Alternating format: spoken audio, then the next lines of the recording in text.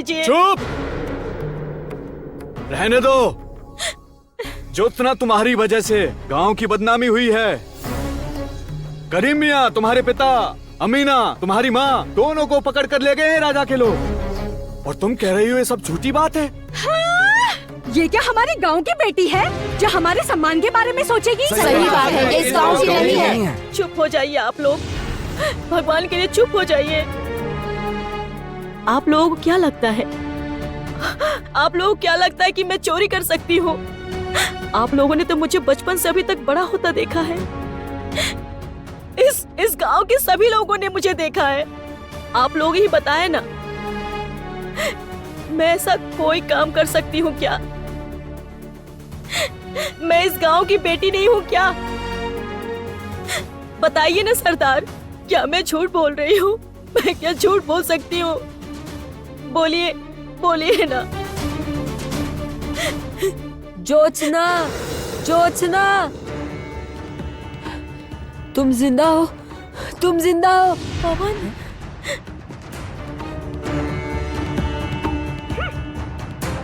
छोड़ दीजिए सरदार, इसे छोड़ दीजिए। इसने चोरी नहीं की। महामंत्री पत्नी झूठ बोल रही है। झूठ बोलकर करीम चाचा को कारागार में बंदी बना रखा है। छोड़ दीजिए सरदार। जिस बात को पवन तक समझ गया, उस बात को आप लोग नहीं समझ पा रहे हैं। ठीक है, तुम्हारी बात मान ली, छोड़ दिया तुमको।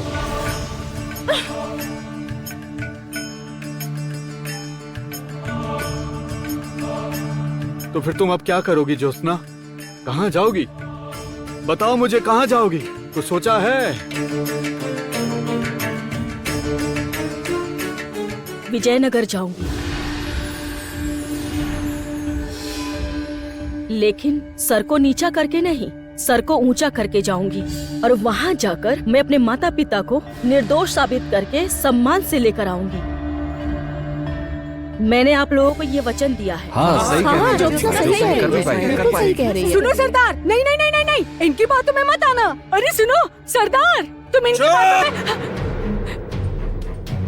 एक भी शब्द नहीं बोलोगी तुम। मैं ज्योत्सना बेटी पर विश्वास करता हूँ। जाओ जाओ बेटी, जाओ, अपने माँ बाप को जाकर छुड़ा कर ले आओ। जाओ बेटी, जाओ।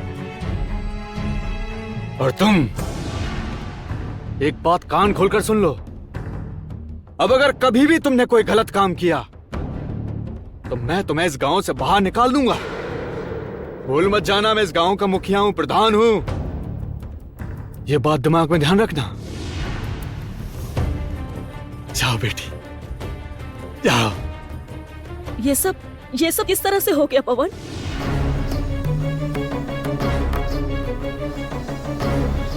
सपेरे और सपेरन को अभी बंदी बना लो। नहीं नहीं, इनकी कन्या राजद्रोही है। ज्योत्सना कुलदेवी के आभूषण चोरी करके राजमहल से भाग गई। लेके जाओ इन लोगों को। नहीं महाराज, महाराज, महाराज, ये झूठ है।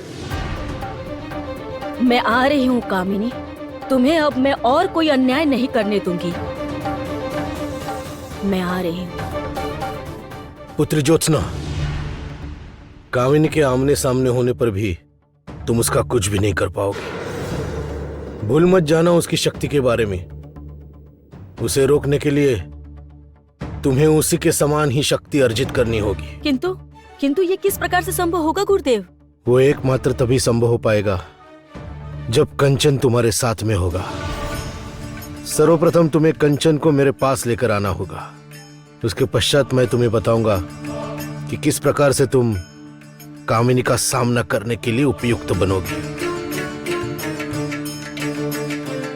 किंतु उसके पूर्व तुम कामिनी के आमने सामने नहीं होगी। उचित है, तो मैं ऐसा ही करूंगी गुरुदेव। मैं आज ही विजयनगर जाकर कंचन को आपके समक्ष लेकर आऊंगी।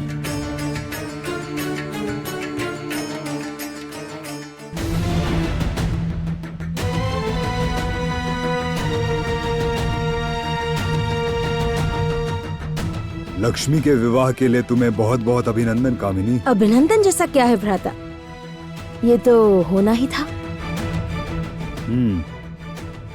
ये भी ठीक है। आज इस हर्ष के अवसर पर मैं तुम्हें एक उपहार देना चाहता हूँ। उपहार? कैसा उपहार भ्राता?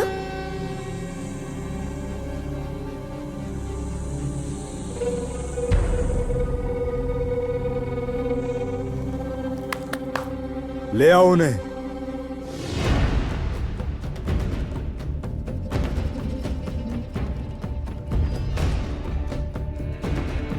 तुम्हारे आदेश के अनुसार श्वेतनाग चारों दिशाओं में फैल गए हैं, पूर्णतः नष्ट कर रहे हैं कृष्णनागों को और आधिपत्य बढ़ा रहे हैं श्वेतनाग वंश का। ये बहुत अच्छी बात है भ्राता, बहुत अच्छी बात। हाँ, और कल लक्ष्मी के साथ कंचन का विवाह होने के पश्चात हमारे श्वेतनाग वंश का और भी विस्तार हो जाएगा। कल विवाह के पश्चात केवल नागराज में ही क्यों, इस संपूर्ण विश्व ब्रह्मांड में केवल मेरा राजत्व ही चलेगा। श्वेत नागरानी कामिनी।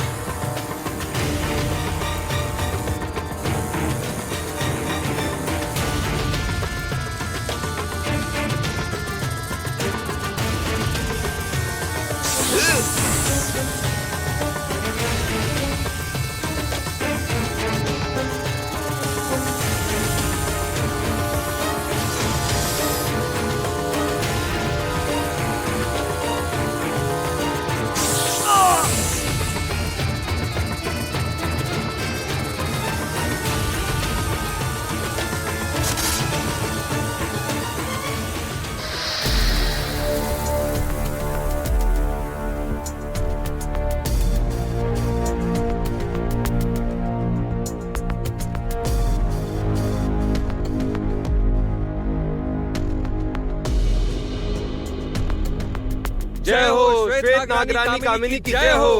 जय हो श्वेत नागरानी कामिनी की जय हो।